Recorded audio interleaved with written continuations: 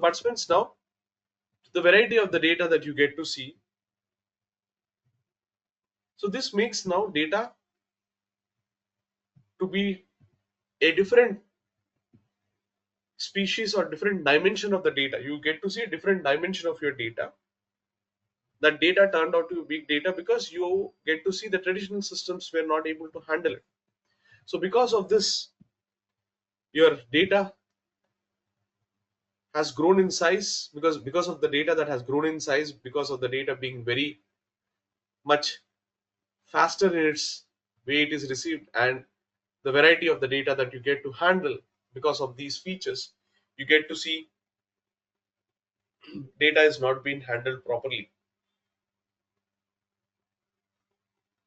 If you're still not getting it, let me show you, participants, how to visualize this data.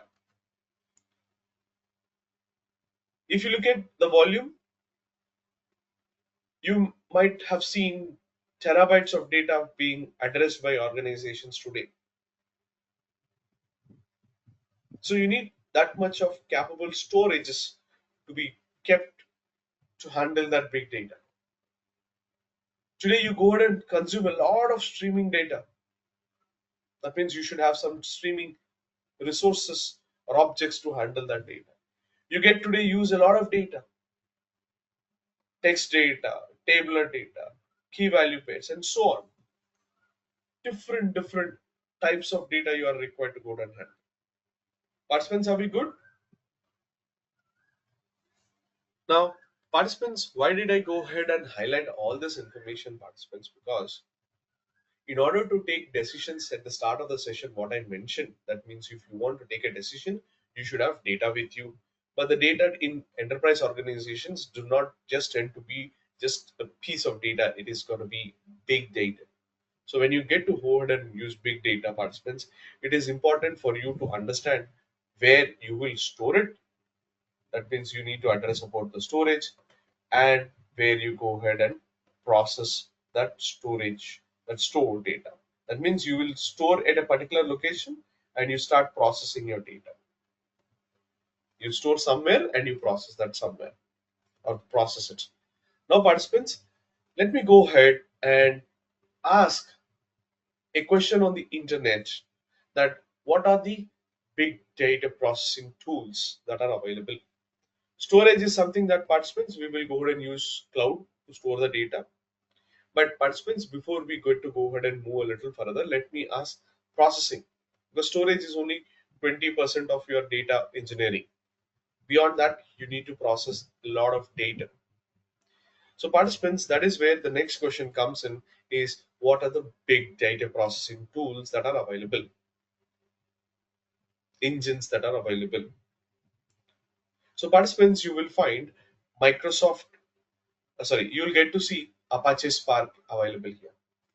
If you want, participants, I'll do the live check asking big top 10 big data processing engines that are available.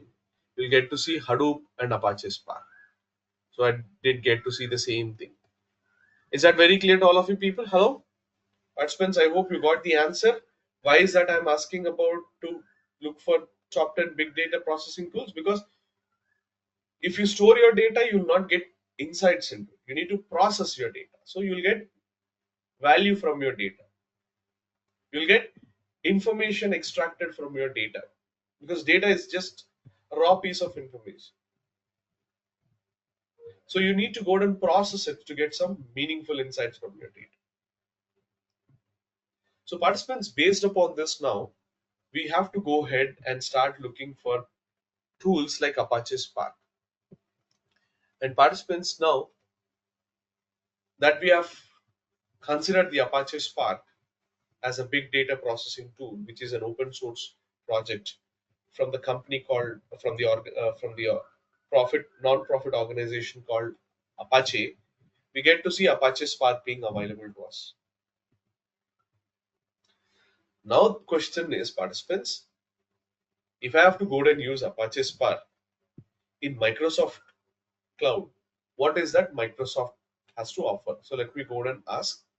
that I would like to go ahead and use Apache Spark because I want to go ahead and start processing my data.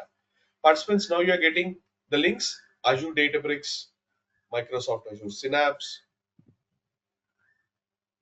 Now I'm inside. Participants, I should have given you. I'm inside Microsoft Azure. I own an account with Microsoft, and I did go ahead and ask Microsoft, could you go ahead and let me know if I have to go ahead and use data processing using Spark, what services do you offer? It says Microsoft Databricks, Azure Databricks, and Microsoft Azure Synapse Analytics. I hope is that very clear to all of you people. Participants, am I clear?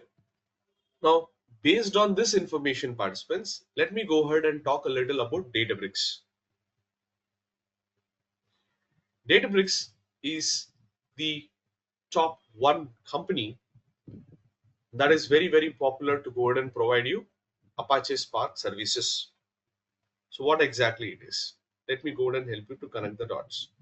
If you look at the Databricks on the internet, it will give you Databricks, an American national global company, is being founded by the people who are the original creators of Apache Spark. So when you decided to go ahead and use Apache Spark, the same people who have created Apache Spark, who were the people Ali, Matai, Renault, and Stockia, were three set of, or were these people who have turned the project of Apache Spark and turned the project of Apache Spark into a company called Databricks. This is a open source project. This is a commercial company. This company is now the top one company when it comes to Apache Spark offering participants. I hope is this very clear to all of you people. Hello, participants, am I good?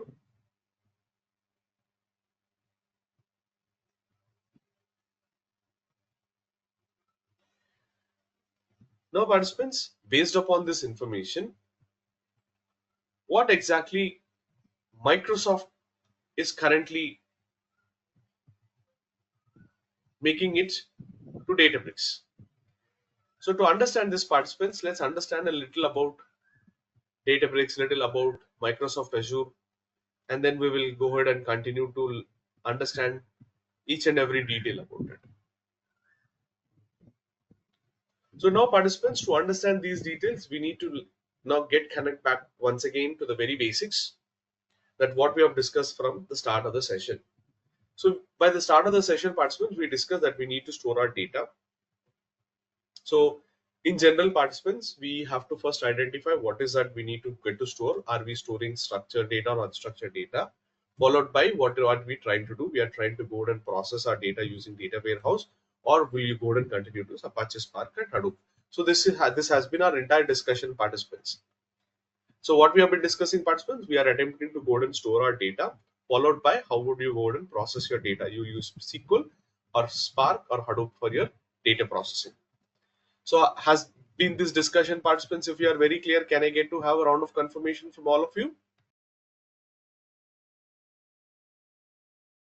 The entire discussion, participants, now summarizes into two parts: storage, structure or unstructured, followed by processing with Apache Spark and SQL. Now, participants, let me go ahead and answer the important requirement that I wanted to go ahead and share you was data lake. Why? Because we will go ahead and use data lakes when you want to go ahead and store your big data. Participants, when you go ahead and start to go ahead and store your data, data lakes are a very powerful way to store your data.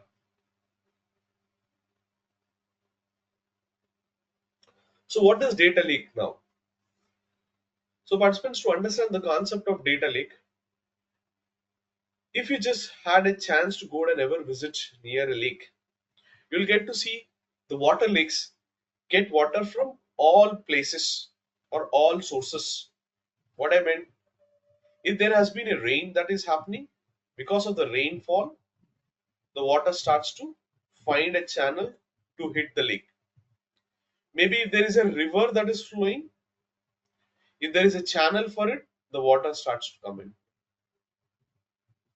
If there is a mountain that is available where there are glaciers, the water starts to find a way into a lake. So participants, now what I want to go ahead and mention is that I have a storage location now for waters to store. I have a storage location for my waters to store,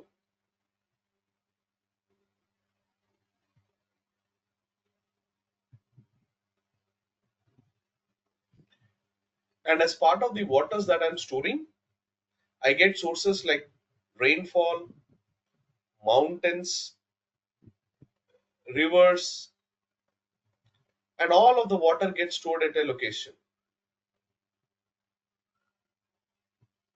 So now participants, why is that we have this option participants? Because water lakes created by water so that you can go ahead and use it. But participants, can you drink this water? Participants, is this water drinkable? Participants, what is this water? Is it a good choice for drinking? Definitely no. So what companies do, like Bisleri or other Kinley, they go ahead and use this water. They bring into water, what you call it as water. They clean the water and they make it drinkable. That means they go ahead and make it processed to make this water drinkable.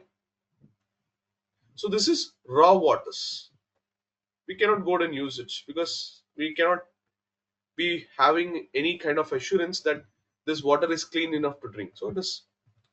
Now participants, let's apply the same logic for our data also. Data might come to you structure and semi-structure and unstructured data might be raw. Data might be used to get stored at one location. There might be a structure, there might not be a structure. Participants, is that humans go ahead and build any structure for the water lakes participants? No, the water lakes are created randomly. So what I meant is water lakes are created without any structure for it. So this inspired participants, data engineers, scientists to go ahead and take the concept of water by representing water lakes by data lakes. So in a data lake, what you get to store? Any type of data in its raw format without any standard structure. And participants, it's a space where you can add any type of data, keeping your data up to date, and it is purposefully used for your analytics. That's why participants, you have to figure out the concept of data lake in cloud providers as well to store your data. Is that very clear to all of you people? Now let's go to cloud provider Microsoft Azure and say, Microsoft Azure, I'm looking forward to go ahead and store the data. Could you go ahead and let me know what service do I put and use it? So participants, this service takes up to storage accounts. And with the help of storage accounts, participants, what we create is Azure's data lake storage we create. Am I good to all of you people? Now participants, you got another service from Microsoft Azure.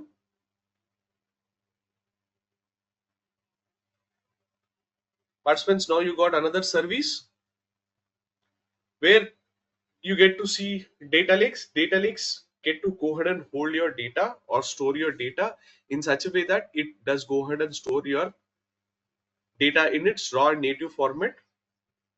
For what type of data? Any type of data, structured data and unstructured data. And you don't need to go ahead and give definition for your data, how structure you want, what structure you want. It is without the structure, still you will be able to go ahead and store your data. That's why participants, it is very, very popular nowadays to go ahead and use structured data and unstructured data at one location as part of big data processing. Okay, now you got a definition, participants. Participants, I hope you got a clear definition for your data lake. Okay, now participants, When the data sits in your data lake, it is not always guaranteed that you'll be able to go and process it. That means you need to have a processing engine. So participants, the data lake that you get to go ahead and use and the data warehouse that I talked about, if you go ahead and take them together, here it is participants. And if you start to go ahead and take the data lake, the storage, and when you go ahead and process with your data warehouse, participants, the lake capabilities, the warehouse capabilities are put together, and this brings us a new concept called lake house. Participants, what does it bring to us? It brings us the concept of lake house. Am I clear, everyone? Participants, am I clear?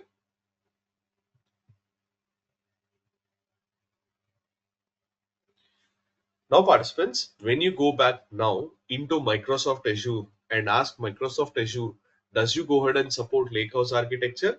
Participants, these are none other than your Databricks and Synapse are the two very popular lakehouse platforms offered by Microsoft Azure. So, participants, when you get to see Microsoft Azure, you'll get to see lakehouse platforms being offered by Microsoft Azure under the brand names called Azure Databricks and Azure Synapse. And where you get to store your data, Azure Data Lake Gen 2. Does it support streaming? Yes, they support streaming data as well. So participants, now you get to see everything that you need for a data engineering module. You are able to store your data, Azure Data Lake storage. You are able to process your data using SQL, Azure Synapse, Azure Databricks. How do you go and process your data? Azure Databricks for your Spark programming, Azure Synapse for your Spark programming, Data Warehouse, both of them support Data Warehouse, Data Lake, both of them support Data Lake, batch data, streaming data, visualization. So all these modules are available in both of these services, Databricks and Azure Synapse. That is why participants, if you are starting your journey into Azure Data Engineering, you are required to go ahead and build your skills around Microsoft Azure like Azure Data Lake, Azure Databricks, Azure Synapse. I hope is this very clear to all of you people? Participants, is that very clear?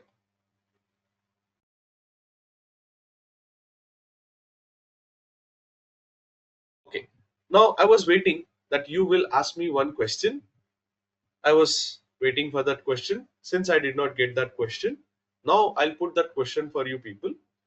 Now, a question should have been asked to me that how you will get, or for this question, you need to go back to data lake participants. So, participants, how a company like Bisleri or a Kinley can go ahead and say that we are getting waters from mountains, or you might have noticed that they go ahead and do always a branding saying that we have mountain waters, we store the mountain waters. So if we go with the logic, if the water is so unclean to drink, how are they making this water clean enough for drinking? That means they might have some processing factories. They might have some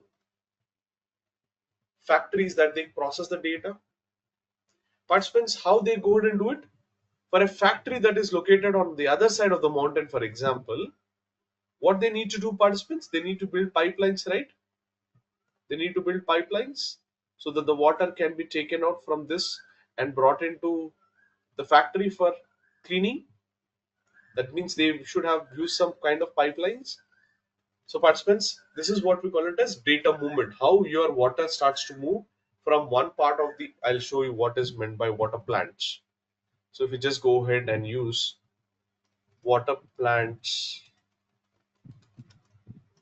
water plants near me, if you might have noticed, participants, you'll get to see not these water plants, what do you call it as pipelines. Pipelines, yeah. So they have huge pipelines from the ocean waters or nearby waters to move the data, to move the water for processing. Pipelines for water processing supply. You might have noticed this. So why it is done, people? To move your data. In the same way, participants, you get to see now how do you get your data from websites? How do you get your data from storage? How do you get your data from databases into Databricks or into Microsoft Azure Data Lake? So you need some data movement tool. And that data movement tool, we call it as participants in Microsoft Azure as Azure Data Factory.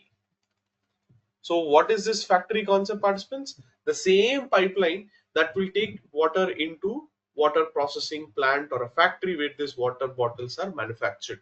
Factory concept. That is where the word factory came into picture. Microsoft Azure Data Factory, ADF. Is that very clear to all of you people? So visualize a water processing factory that takes water from river water or from lake, pulls the water into the factory, process it, cleans it, transforms it, and build bottled water for you. That's how water bottles are created for you. Is that very clear to all of you people? Participants, am I good? Participants, am I good here? Same concept for data movement. We call it as data processing, data movement, data transformation, cleaning. For that, we have a service in Microsoft Azure called Microsoft Azure Data Factory. If you are clear with this, can I get to have one round of confirmation from all of you people?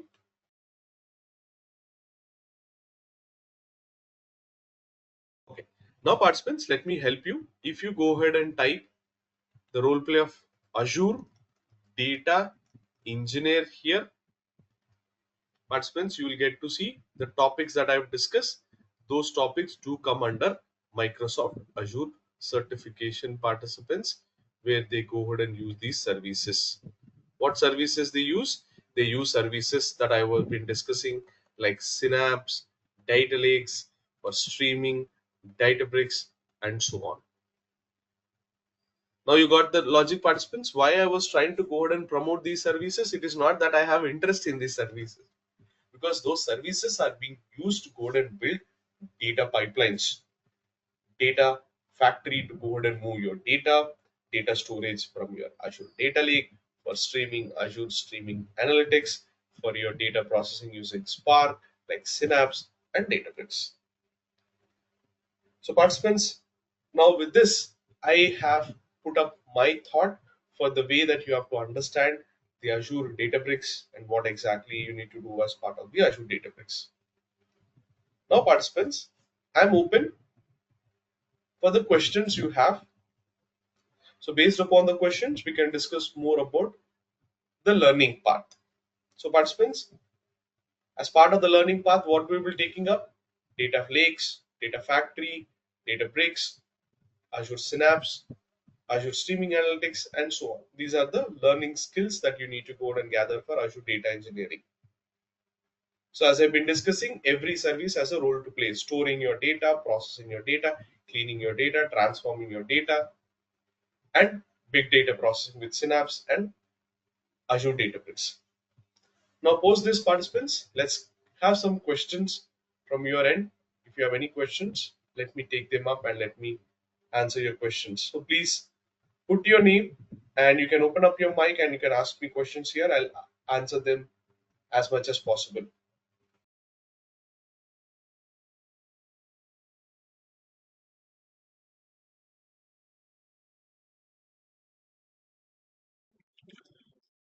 Hello, am Yes, I hi. audible? Yes, you're audible. Hi, this is Deepak. I thank first of all, thank you so much for providing uh, this explanation on Databricks and data on Azure side of things. I'm new into it. I have just one question.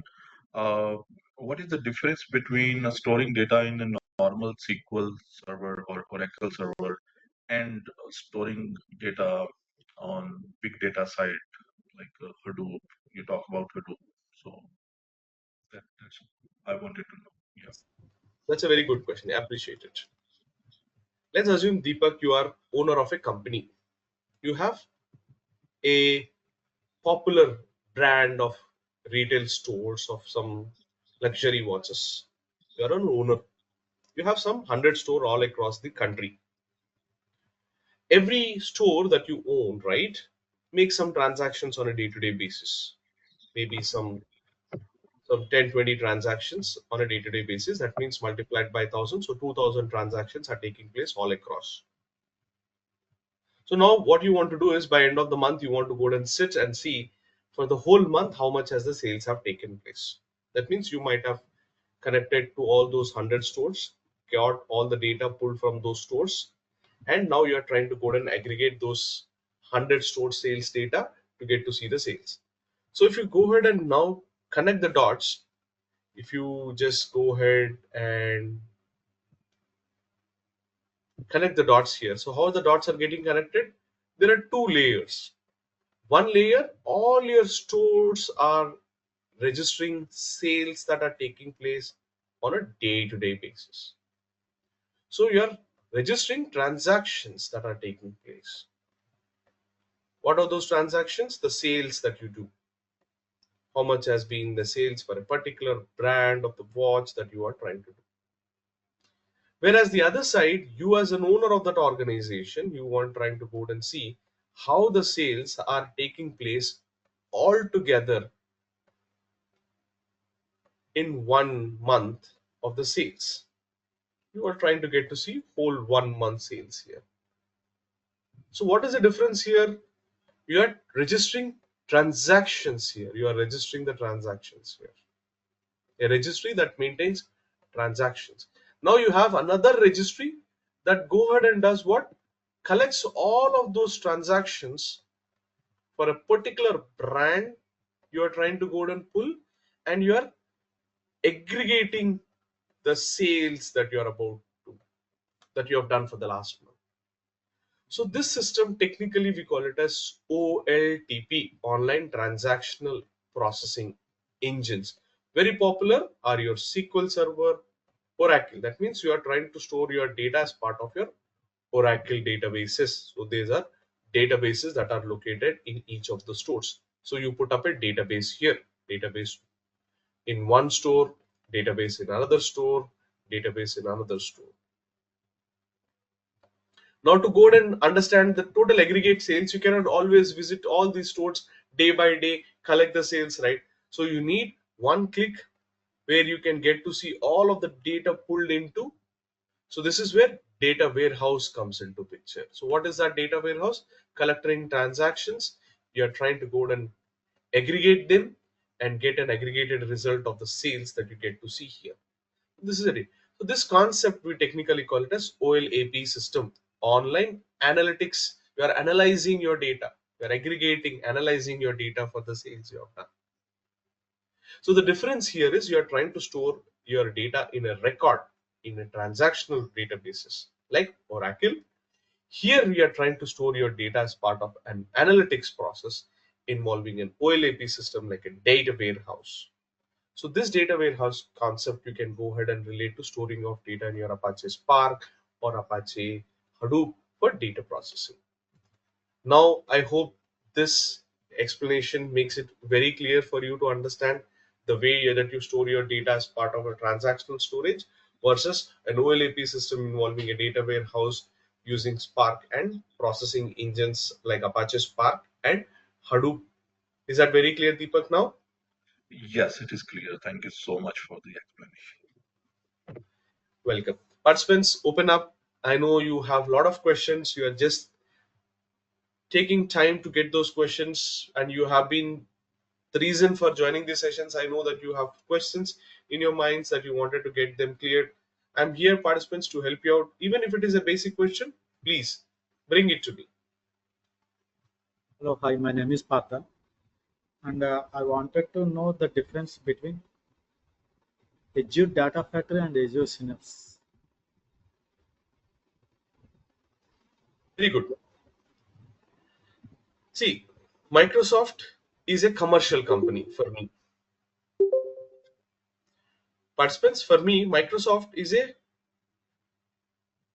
commercial company. That means they don't think about making any charity sales. So they definitely go and want to go and make money out of every service. Why did I use this word, participants? Because when they decided to go ahead and help their customers for data engineering, they came up with Data Factory. So Data Factory became very popular, and Data Factory helped companies to move their data from sources. But movement of data will not be sufficient, right? See, like this, the water that we have here is not sufficient just to move from pipeline and bring into water plant. They need to also clean it, right? That means they need to apply some kind of chemicals that drops out, cleans out some, uh, what do you call it, as green algae. So some kind of cleaning they have to do. They have to do a lot of things there. That means they have to do processing. Movement of your data is fine. You move your data, but unless until you clean your data, nothing gonna happen. So same way, Microsoft has been providing services for Data Factory. Microsoft was trying to go and provide services to data warehouse called Microsoft Azure Data Warehouse or Microsoft Data Warehouse or Azure Data Warehouse. They were two different services. Microsoft said, we are not able to make money by selling Data Factory separate and Data Warehouse separate. Now, why can't we go and bring them together and make a lot of money out of it? So that is where they put these two services together, saying we will go and involve data warehousing involving Spark and SQL, and also they decided to go and use the capabilities of Data Factory together. They gave a separate name called Synapse. Now, what is Synapse is doing? Data movement, data transformation, data processing, SQL programming, Spark programming, all together one place. That is why I believe Microsoft is making good amount of money by involving, just by naming them, because it's a commercial company. It's not a charity organization. So the point is, if you look at Synapse and Azure Data Factory can only move your data, only process your data. But Data Factory can do data movement, data processing, data transformation, programming with Spark and SQL.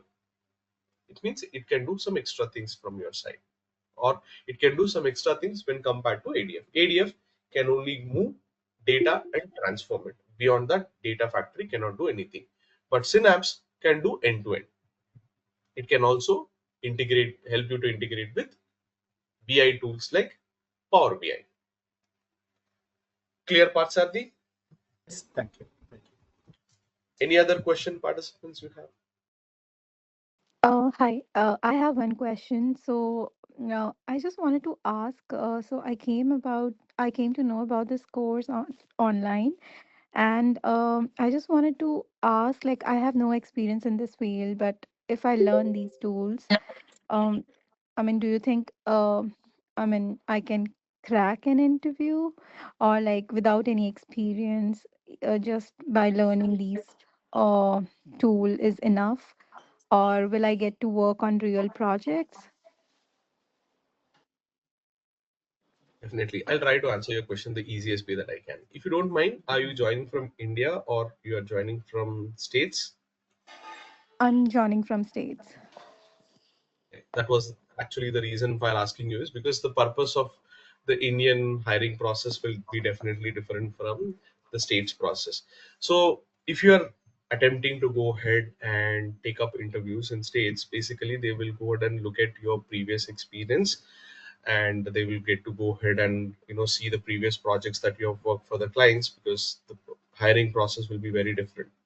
Mm-hmm. Now, post that point, I want to go ahead and highlight is that whether it is India or whether it is state, your skill will definitely matters when you go and start taking interviews. Because in an interview, if you are able to convince the interviewer that you are the right person to address and right person to understand how data engineering process happens, you will be able to go and give a good impact on your interviewer. So for that reason, what I have been recommending is you get to go ahead and look at the services as a data engineer you get to use in Microsoft Azure. So I have listed those list of services. Moreover, Okay. what is that I would recommend you is this: to get to real practice, you can go ahead and you will be required to go ahead and create an account. Like me, I have created an account. I'll let the other people along with you to get their accounts created. And Microsoft will go ahead and allow us to go ahead and explore their platform for the next 30 days free of cost. There are no charges for it. And you'll get in advance $200 of credit for the purpose of practice. That is point number one to be noted. Next point is that you will not go ahead and just use these services. You will go ahead and start participants. You will be required to go ahead and start placing data into these data storages, and you need to go ahead and start figuring out how to move your data from these services. That means you will start to use real data from various data stores. You go ahead and place the data. That means your data storage will be from Microsoft Azure Data Lake, from Microsoft Synapse, to that of Microsoft SQL database, Microsoft NoSQL databases. A lot of data stores you will use. You will use real data. Moreover, my suggestion for participants that do not go and only stick for the data that I go in. Data is available on the internet, trillions of terabytes of data that is available. So you can go and pick any of a common data set or any of a problem, any of a project that you want. You can just go ahead and get the data for it and start solving the problem. As much as I go ahead and start solving problems with the data that I bring, you parallelly bring your own data and try to solve. So all that you need to understand is how to go ahead and solve the problem by storing the data, processing the data, and getting meaningful insights from it. So if I can help you in building a project or two, you can replicate the same skill set for any number of projects, because programming codes will be the same, the processing methods will be the same, the storage methods will be the same. So this way you can go ahead and win the trust of your interviewer, whether you sit in States or in India, that you have a complete thorough knowledge of the services where you get to store your data, process your data, programming with SQL and Spark, and moreover integration with one service over the other. And this is something which will help you to not only crack interviews but also to do and had a good impact on interviewer, and you can go and attempt your examinations as well. Hope, Ritika, that answers your question. Yeah, and that means like we can, after this course we can go for a certification also. I mean, can you suggest some certification which Yes, we you can can go ahead and actually? attend DP203. There is a certification with the name Azure Data Engineering DP203. You can go ahead and attempt the exams as well. Okay. Okay. Now, participants are welcome. I do generally get to see this question being asked. I was waiting for this question. So, what are the prerequisites they go? People ask me what are the prerequisites that we need to go and take up for the learning modules. Very basics. What are the basics? Some SQL basics. That means if I write select star from EMP table or select star from table, you should know what is that SQL queries are. Basic SQL you have to understand. And participants will be using Spark, and Spark is a programming language. And to go and use programming, apologies, Spark is a processing engine. It does go ahead and involve programming with the memory. So you need to go ahead and write a logic in some kind of a language like Python, Java, Scala, and so on. I prefer Python as a medium. So very basic information or knowledge around Python is also sufficient. You don't need to be an extra. You don't need to be a smart. You don't need to be very good in terms of a smart programmer. You can have some basic knowledge of Python, that how to do a print statement, how to go ahead and write a variable, how to understand the variable. Even if you have these basics, that will help you. So in a nutshell, some basic knowledge of Python, very basic knowledge of Python, followed by very basics of SQL are the starting point or the prerequisites I consider. I hope participants a question that I think most of people who wanted to get their prerequisite address. I hope I address the prerequisites as well. Okay, Fine. Participants, are we good for now, participants? We have 1 more minute to conclude. Yes, there is someone, I think. Parthasarthi, is that you? No, this is Prashant. Okay. Oh, so I have a question on the certification. I'm sorry. So the DP 203 data engineering, they say it is retired, and now we have to take the Fabric Data Engineer DP 700. So how is it different from? So there has been a transition that is happening from DP203 to DP203A, followed by DP700. DP700 is a new certification that is built on the idea of Microsoft Fabric. Microsoft Fabric is a full-length data warehouse solution separate from Microsoft Azure. But underlying, if you get to go ahead and use Fabric, you will be required to go ahead and use Microsoft Azure as well. So in order to go ahead and be competitive, you can go ahead and take DP203 as per the subject. But I have been also a certified Fabric administrator DB700. The industry is going into a transition. A lot of companies are looking forward for this, but this transition is still futile. That means it's not 100% that you need to go ahead and take up DP700, because for that you need to completely shift your domain into Fabric. That is also happening, but this is very very early to go ahead and address the requirement of DP700. I've been also been delivering for DP700. So if you look at Fabric, Fabric is also full length module that is built on the same concept of data lake storage, data processing with Spark and SQL, and that's a separate service by itself. So you can also consider DP700. For that, you need to know a little about data factory. You need to know a little about Fabric also, and you can attempt the exam.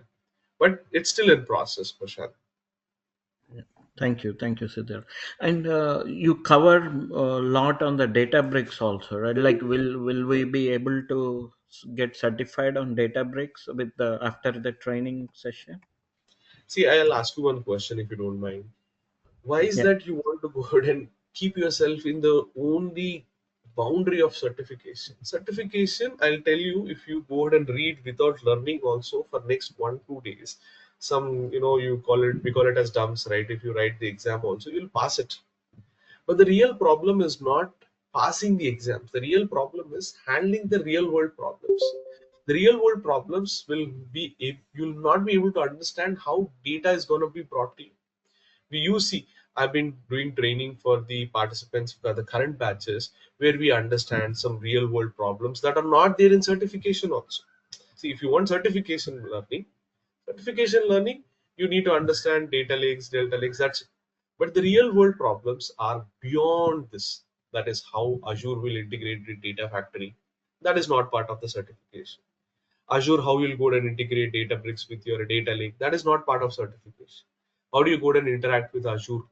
How do you go and make data lakes work? These subjects are not part of certification. These learnings are not part of certification.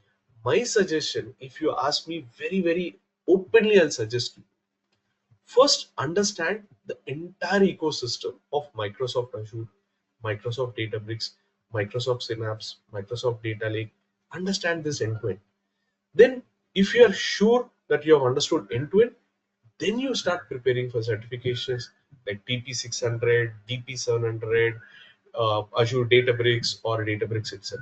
Then I'm sure with one shot you'll pass the exam. You take a reverse approach. My point is, take the reverse approach. Prashant, I'm being very Yeah, open. thank you. Yeah, I get it. Yeah, I see the value of where you're coming from. Yeah, thank you so much, Siddhar. Appreciate it. So, participants, I hope this session should have given you some valuable insights into the journey that we have to travel together as part of the learning program, learning. And participants, uh, you know, Microsoft Azure is not a free service, so you need to register for it, and you need to, yeah, yep. Go ahead, Priyanka. Yeah, one last question, Siddharth. So I just wanted to know the difference between Microsoft Azure versus Google Cloud versus Amazon AWS. which is better? And I mean, if we know one, can I mean the are the services similar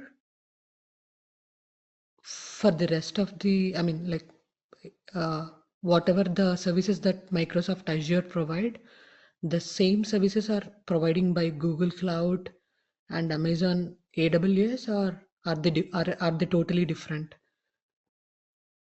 I'll try to answer in the simple and best way that is possible. Sure, sure, sure. Thank you. I know how to drive a vehicle, four wheeler. I know how to drive my four wheeler. Let's assume that I got my license uni. Uh, I just got my license, so I have some money in my bank account, and I just want to go and get started to buy a new car. So if you look at the car companies, I have a lot of car companies like from Maruti, Hyundai, Honda, so on. Now it is me as a personal interest. I need to go and choose what is the best brand for me. That means if I'm trying to ride my vehicle on Indian roads, I need to be little economical because I need to drive longer distances.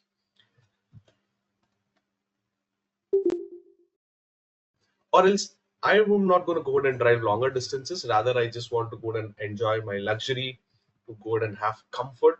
That means I need to go and move from these brands to luxury brands like Audi, Benz, and so on.